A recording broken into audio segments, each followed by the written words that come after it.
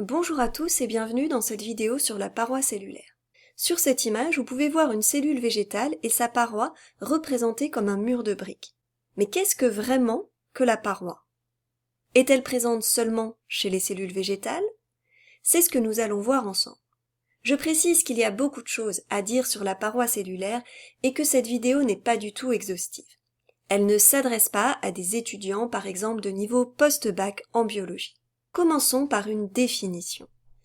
La paroi est une structure rigide qui est située près de la membrane plasmique, à l'extérieur de la cellule. Son rôle est de protéger la cellule, mais aussi de maintenir sa forme. Pour illustrer cela, j'ai choisi cette image de cellule qui est plasmolysée. C'est la même image que celle que j'avais utilisée dans la vidéo sur la membrane plasmique. Ici, on a la cellule dont la membrane s'est décollée de la paroi.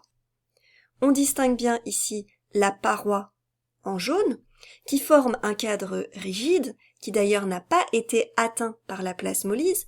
La cellule s'est dégonflée, mais la paroi est restée ici et on peut toujours clairement l'observer.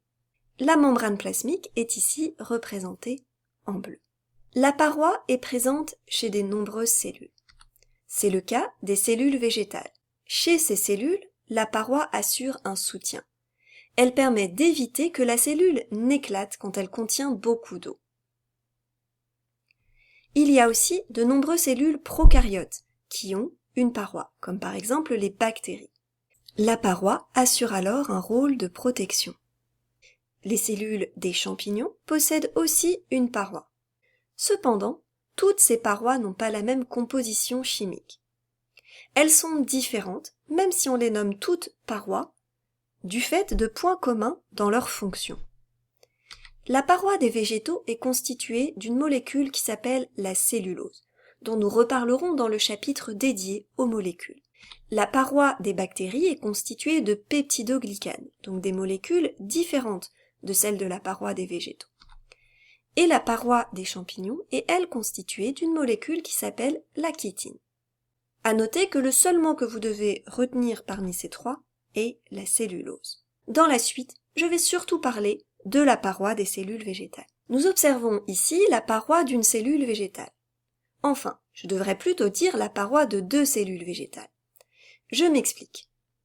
Nous avons de ce côté une cellule, la cellule que j'ai notée la cellule numéro 1, dont je colore le cytoplasme en rose. De l'autre côté, nous avons une autre cellule, la cellule numéro 2, dont le cytoplasme est coloré en rose un peu plus clair. Chaque cellule est délimitée par une membrane. La membrane plasmique de la cellule 1 est représentée ici en bleu clair, la membrane plasmique de la cellule 2 en bleu un peu plus foncé. On voit qu'il y a quelque chose entre les deux membranes. Ce quelque chose, on voit qu'il est constitué de couches successives, ici cela apparaît clairement au microscope électronique à transmission. Eh bien cela, ce qu'il y a entre les deux membranes plasmiques, c'est la paroi, et je le repasse en jaune. Cette paroi n'est donc pas la paroi d'une cellule, elle est fabriquée à la fois par la cellule numéro 1, mais aussi par la cellule numéro 2. Vous pouvez maintenant mettre la vidéo sur pause pour légender cette image que vous avez dans votre poly et ajouter le schéma d'interprétation à côté. Il faut faire très attention à ne pas confondre la membrane plasmique et la paroi. C'est une confusion que les élèves font souvent. Qu'est-ce que la membrane plasmique? La membrane plasmique, c'est ce qui délimite chaque cellule. J'ai représenté ici deux cellules, la cellule numéro 1 et la cellule numéro 2, ainsi qu'une partie des cellules adjacentes. Chaque cellule possède une membrane plasmique. Ici, la membrane plasmique de la cellule numéro 1, la membrane plasmique de la cellule numéro 2. Faites très attention lorsque vous représentez en schéma ou en dessin des cellules, à ce que chaque cellule soit bien délimitée par un trait qui représente la membrane plasmique. La membrane n'est pas rigide, elle peut se déformer. Mais entre les membranes de deux cellules adjacentes, il y a une paroi.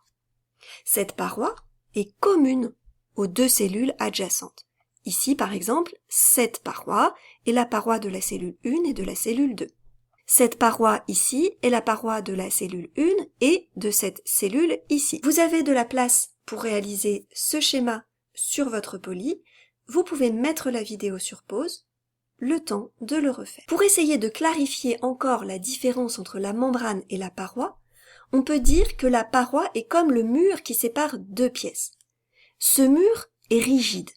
Et ce mur est partagé entre les deux pièces, ici la pièce 1 qui représente une cellule et la pièce 2 qui représente l'autre cellule. Mais à l'intérieur de chaque pièce, chaque cellule va posséder sa propre membrane. En réalité, la paroi n'est pas rigide comme un mur.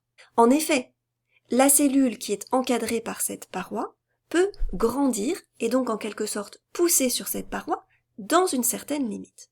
Pour l'instant, au niveau S6, vous n'avez pas à connaître plus de détails.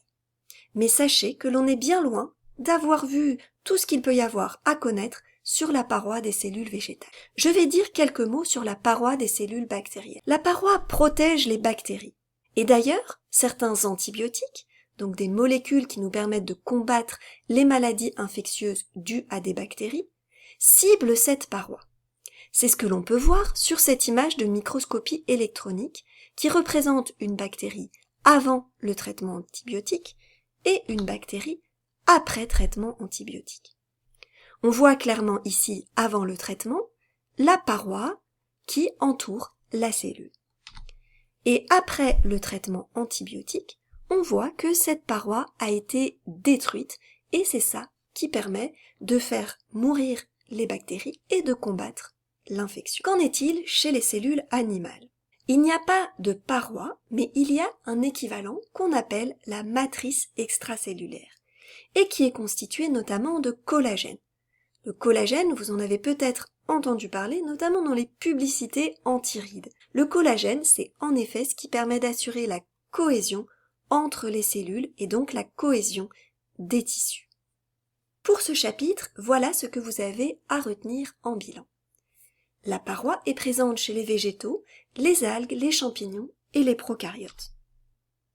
Sa composition est différente dans chacun de ces groupes. La paroi des végétaux n'est pas composée des mêmes molécules que la paroi des champignons. Et son rôle est surtout un rôle de soutien et de protection. Je vous remercie pour votre attention. La prochaine vidéo portera sur le cytoplasme et nous reparlerons un peu de la paroi dans la vidéo sur la vacuole.